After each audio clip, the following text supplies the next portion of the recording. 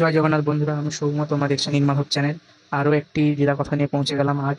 আজ আমরা যেটা শুনবো, গীত গোবিন্দ ও জগন্নাথ। চলো শুরু করি। আর যদি তোমাদের প্রভু মহাপ্রভুর এই লীলা কথাটি ভালো লেগে থাকে, অবশ্যই আমাকে সাপোর্ট করো। আর যারা এই ভিডিওটি নতুন দেখছো তাদের কাছে বিশেষ করে অনুরোধ যে ভিডিওটি সাবস্ক্রাইব করে দিও। আর পারলে কমেন্টে লেখো জয় জগন্নাথ। চলো শুরু করছি। ॐ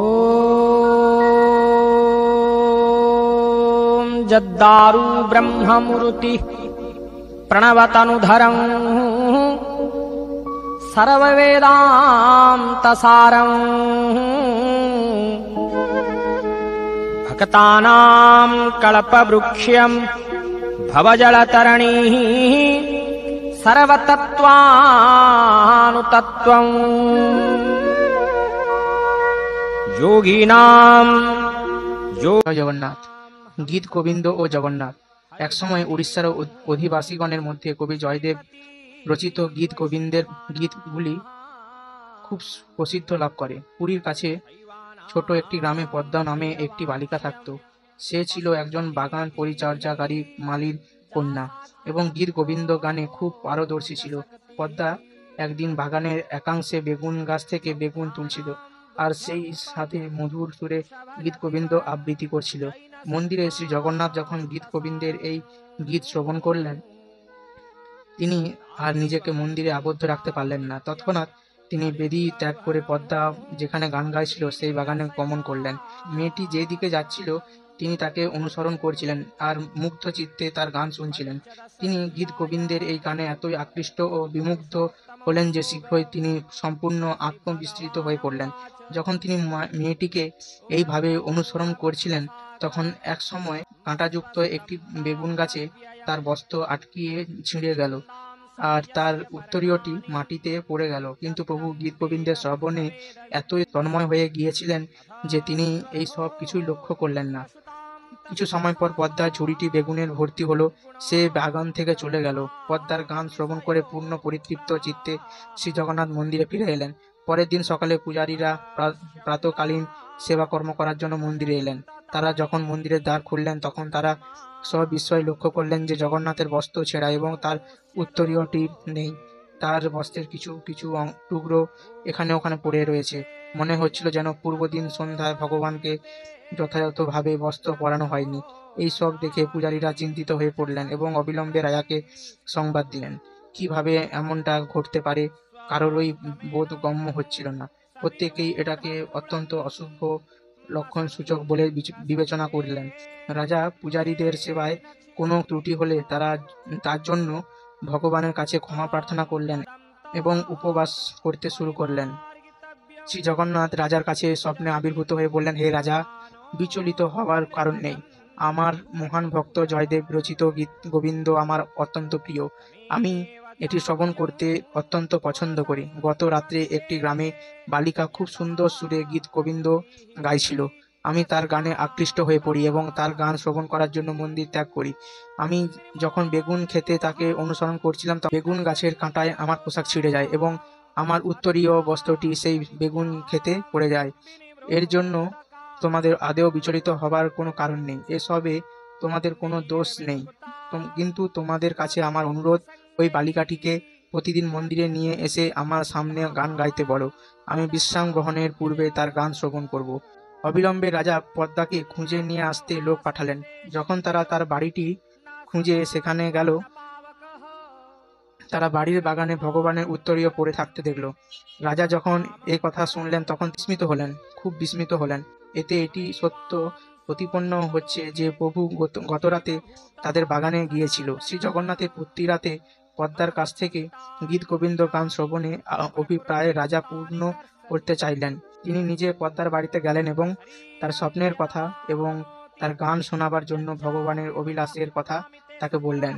তিনি তাকে বললেন যে তার আপত্তি না থাকলে সে এসে পুরীতে থাকতে পারে। তার ও তার পরিবারের সকলের পুরীতে বাস করার সকল সুযোগ সুবিধা বন্দোবস্ত করে দেওয়া হবে, রাজা জানালেন। তখন সে প্রতিদিন শ্রী জগন্নাথের সামনে গীত গোবিন্দ গিয়ে শোনাতে পারবে। এ কথা শুনে পদ্মা খুব আনন্দিত হলো। তার কতই না সৌভাগ্য যে ভগবান নিজে তার কাছ থেকে গীতগোবিন্দ গান শ্রবণ করবেন। ফলে পদ্মা তার পরিবারের সকলকে নিয়ে পুরীতে গিয়ে শ্রী জগন্নাথের সেবা করতে সম্মত হলো। শীঘ্রই তারা সকলে পুরী এসে রাজার সঙ্গে সাক্ষাৎ করলো। রাজা তাদের সকলকে পুরীতে বাস করার সকল সুব্যবস্থা করে দিলেন এবং পদ্মাকে শ্রী জগন্নাথের সামনে গীত গোবিন্দ গান করার বিশেষ সেবা দিলেন। সেই থেকে ভগবানের বিশ্রাম গ্রহণের পূর্বে তাকে গীত গোবিন্দ গান করে শোনানোর কথা জগন্নাথ মন্দিরে প্রবর্তিত হলো। জয়দেব রচিত গীত গোবিন্দের গানটিকে রাজা সমাদর ও মর্যাদা দেন।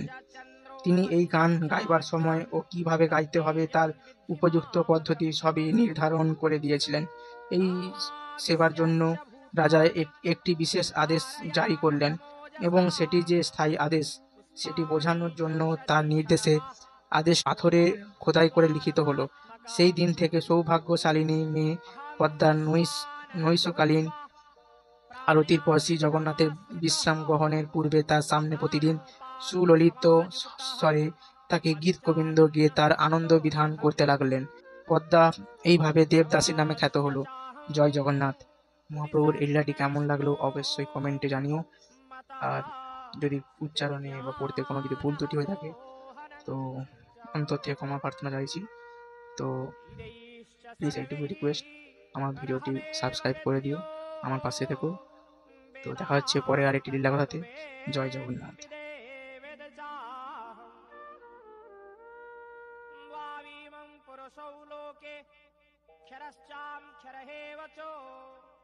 क्षरः सर्वाणि भूतानि कुटस्थोऽक्षर उच्यते। उत्तमः पुरुषोऽस्तन्यः परमात्मन् तु दारुतः जो लोकं त्रयमाविश्य बिभरतो व्ययैश्वरः। यस्माक्षरो मतीतोऽहम् अक्षरादपि चोत्तमः अतोऽस्मि लोकवेदे च प्रथितः पुरुषोत्तमः। जो मामेवं वसम्मूढो जानाति पुरुषोत्तमं स सर्वविद् भयन्तीमा सर्वभावेन भारत।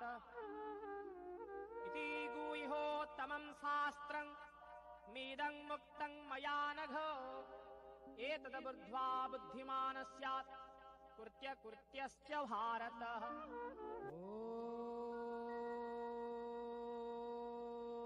जद्दारु ब्रह्ममूर्ति प्रणवतनुधरं सर्ववेदान्तसारं भक्तानां कल्पवृक्षं भवजलतरणिः सर्वतत्त्वानुतत्त्वं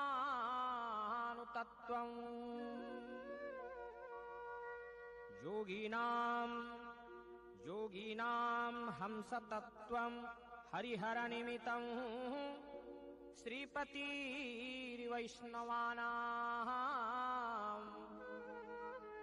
शैवानां भैरवाक्ष्यं पशुपतिरितिः जासाक्ततत्त्वो च शक्तिः। बौद्धानां बुद्धरूपं ऋषभजतिवरं जैनसिद्धान्तसारं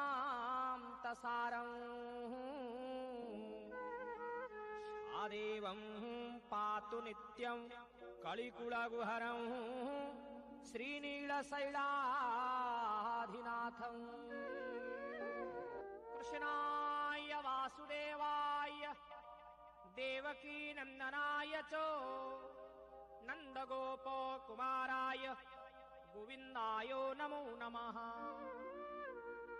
सर्वे भवन्तु सुखिनः सर्वे सन्तु निरामयाः सर्वे भद्राणि पश्यन्तु मा कश्चित् दुःखभाग् भवेत्। हरि ओम शान्तिः ओम शान्तिः ओम शान्तिः।